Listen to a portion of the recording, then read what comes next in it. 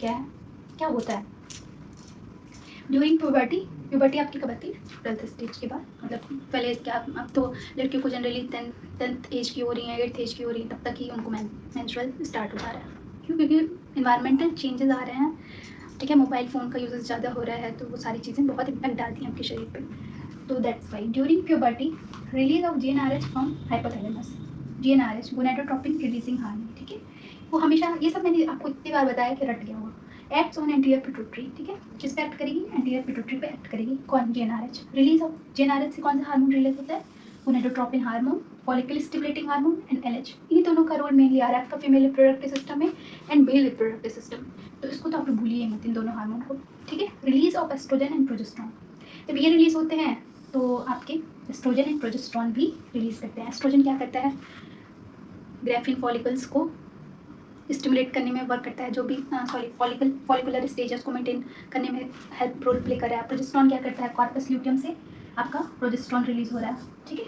तो ये दोनों हार्मोन भी रिलीज होना स्टार्ट हो जाते हैं। फिर मैं आपको डायग्राम के थ्रू बताऊंगी कि हो क्या रहा है एक्चुअली, क्योंकि अगर आपको ये समझ में आ गया तो पूरी साइकिल समझ में आ जाएगी कैसे रन कर रही है, ठीक है। तो release of estrogen and progesterone, estrogen क्या कर रहा है? आपके फॉलिकुलर स्टेज को, फॉलिकुलर फेज को बनाने की कोशिश कर रहा है। एंड प्रोजेस्टेरोन जो प्रेगनेंसी हार्मोन है, कार्पस ल्यूटियम से रिलीज होता है। ये मैंने आपको प्रीवियस लेक्चर में बताया है प्रोजेस्टेरोन कैसे रिलीज होता है कार्पस ल्यूटियम से, ठीक है।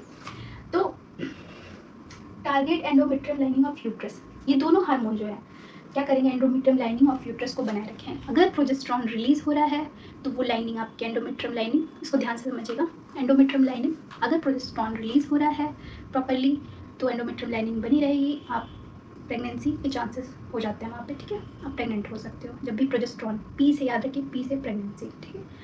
और अगर प्रोजेस्टेरोन हार्मोन वहाँ पे कम रिलीज होने लगे, उनका अमाउंट कम हो जाए, ठीक है, ठीक है, तो उस समय आपकी प्रेगनेंसी नहीं रुकती है।